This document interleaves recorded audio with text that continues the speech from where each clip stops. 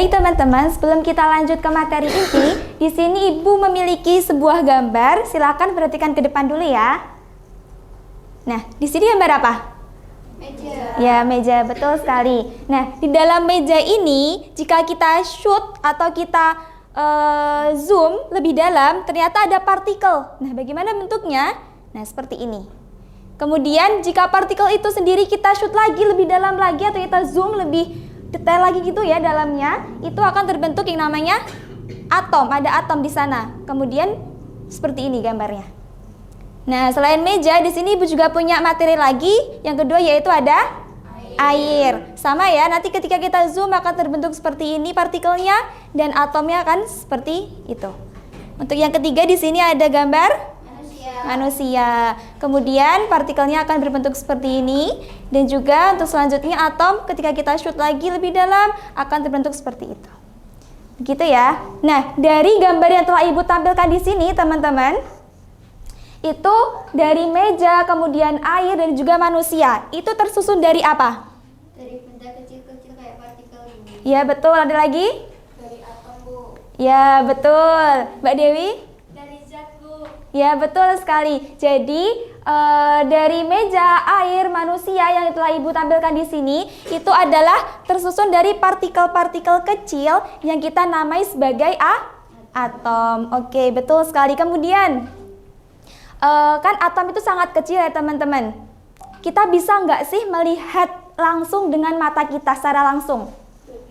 Tidak bisa, Ibu. Iya, di Esmi tidak bisa ya. Ya, kemudian yang lainnya? Bisa tapi pakai mikroskop, Bu. Oh, betul. Jadi atom itu tidak bisa dilihat secara langsung dengan mata. Kalaupun pakai mikroskop yang biasa, dia akan nampak tetapi tidak jelas seperti itu. Nah, kemudian kalau tadi atom itu sangat kecil, bagaimana ilmuwan itu bisa menemukan struktur atom kalau kayak gitu? Kan tadi kata kalian atom itu sangat kecil, Bu, nggak bisa dilihat secara langsung. Nah, bagaimana ilmuwan itu bisa menemukan struktur atom? Gimana caranya? Para ilmuwan terdahulu itu? Dari percobaan, Bu. Dari percobaan, ya Devira, bagus. Ada lagi? Diteliti di lab, Bu. Iya, betul, Dek Shalom. Betul ya teman-teman, yang dikatakan Dek Vira, Dek Shalom. Jadi atom itu, para ilmuwan itu dapat mengetahui struktur atom itu dengan percobaan maupun eksperimen gitu.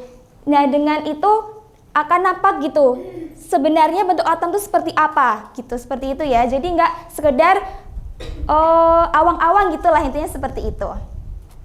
Kemudian nih, kita kaitkan dengan kehidupan sehari-hari. Air itu mengapa bisa menghantarkan listrik? Ada yang bisa jawab nggak? Mengapa air itu dapat menghantarkan listrik? Mungkin Dek Mutiara? Kurang tahu, Bu. Kurang tahu? Ada yang tahu nggak teman-teman? Karena ada zat yang larut di dalam air. Ya, betul Dek Catherine. Ada lagi mungkin? Karena ada ion-ion di dalam air, Bu. Ya, betul sekali Dek Amel. Jadi air itu dapat menghantarkan arus listrik dikarenakan di dalam air tersebut itu ada ion-ion yang bermuatan. Seperti itu. Mau ion itu bermuatan negatif, positif, atau kita bisa menyebutnya itu elektron, neutron maupun proton, seperti itu.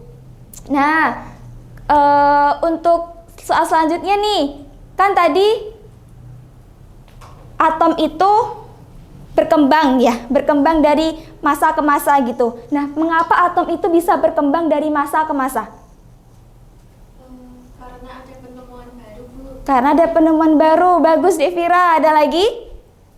Karena penelitian makin berkembang, Bu. Iya, betul, Dek Shalom. Betul sekali ya, teman-teman. Jadi, atom itu dapat berkembang dari masa ke masa karena ada penemuan baru, kemudian ada hasilnya itu lebih akurat. Nah, itu dapat jadikan sebagai referensi atau keterbaruan dari penemuan yang lalu, yang terdahulu menuju penemuan yang paling terbaru seperti itu.